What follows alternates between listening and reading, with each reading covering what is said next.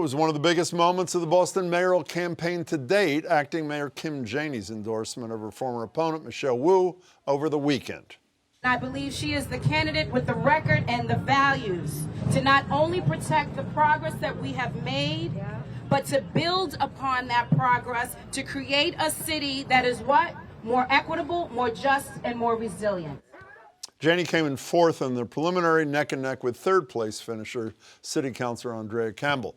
Both had high hopes of becoming the city's first black elected mayor, and although that may be a dream deferred once again, Campbell had an interesting take on the results in her concession speech. The real winner tonight was actually black women. Collectively, our vote shares surpassed all others. And what that shows is that there is an appetite indeed in this city for change, and I know my candidacy helped ignite it, and I'm proud of that. Councilor Campbell, thanks so much for joining me. I appreciate it. Thank you for having me. How hard was it for you personally not making the final? It was disappointing, and I think more so for my supporters and my staff and all those who mobilized to get me across the finish line. But I'm a deep woman of faith, and I tell the team the things we had control over, we did exceptionally well, and they need to hold their heads up high and that the work continues.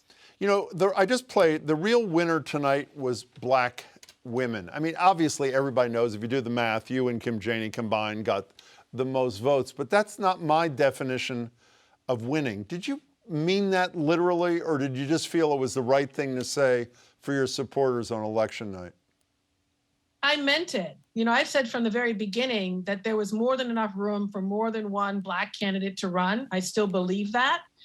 The black woman turned out in this election, and that tells me that there is an appetite for change in this city. And if anything, the work continues with respect to voter engagement, mobilizing folks to not only trust government, but to see the value in voting and getting involved.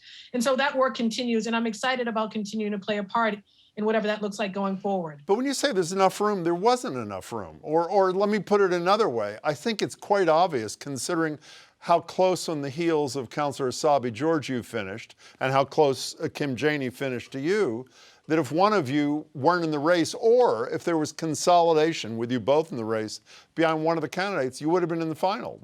Is that not obvious? I think that's the simple response. It I is. will just stress, but I will stress this. Voter turnout was abysmal. It was extremely low. And if folks had actually turned out, especially in communities of color, there could have been 2 black candidates in the general. And so for me, the work that lies ahead is really getting folks, particularly in communities of color that distrust government, and I understand why, to mobilize, to be engaged. I also, you know, there were a lot of folks who sat on the sidelines, including elected officials who didn't get out there and push people to vote. I also think the media, a lot of the coverage of this race came late. We don't value local politics like we do the presidential or gubernatorial when it touches the daily lives of residents every day. And so there are many folks who saw one TV debate and wanted to see more to get a sense of what was going on. So there are numerous factors, but if we push turnout and do better in the future, I'm confident that what I believe to be true, that more than one candidate of color can run and more than one black person can run. I'm excited for what that looks like going forward. And that's the work I'm going to work on going forward. One last thing on that, though. When you use the word abysmal overall turnout, it was pretty abysmal in the black community.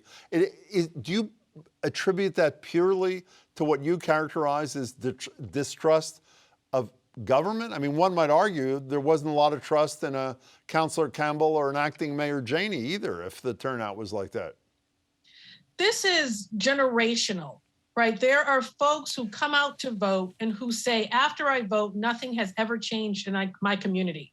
And I agree with that. I used to be skeptical too. So I go out to say, I know you're taking and placing a bet on me. So that's one layer. That distrust is real. Politicians promising a lot of things and not delivering. But the other piece is around the lack of substantive coverage of local politics in this race also affect turnout, and all the folks who sat on the sidelines. and did not encourage folks to get out and vote in any way whatsoever, that also plays a role too. So it's complex, it's not black and white, but my job going forward is to continue to press folks to get out and vote and to engage with the political system because it's important to their daily lives. Well, maybe black and white, actually, if you look at the numbers. But moving on, it's a perfect segue to, you wrote an op-ed in Friday's Globe titled, "How Will Mayoral Candidates Address Inequities and Empower Black Bostonians?" Let me read your first sentences. "I know what's expected after a preliminary loss, a series of private meetings between campaign teams, followed by quick endorsement and a commitment to get the endorsee elected. Election after election, that closed-door process has largely resulted in many promises made, far fewer kept, and a net yield of little more than a few jobs and opportunities for a select few." It was almost like you're describing what happened within 24 hours between Kim Janey and Michelle Wu. Is that what you were talking about, that kind of endorsement? That the whole process, which is not people-centric, it's not public, it's not transparent. I want folks to, if I endorse, for example, to make specific commitments that are tangible and measurable to the folks that supported me, particularly those in our Black and Brown communities. They want specifics from the candidates on what they will actually do and how they will accomplish it and how they will measure that success in closing the racial wealth gap, improving Boston public schools, dealing with mass and caste, you name it. And I also want that to be public facing, because what we see is a pattern where folks are making deals behind closed doors. You don't know what promises are being made. That's not about the people. And I have concerns about showing up in that way. Our campaign was always people-centric. That's going to continue to go forward. That's going to continue to be my leadership going forward, but also transparent and accountable to the people. Did Kim Janey undercut that process that you think is so important by doing it how she did it? Everyone can show up how they choose. What I'm demonstrating is that it can look and be different.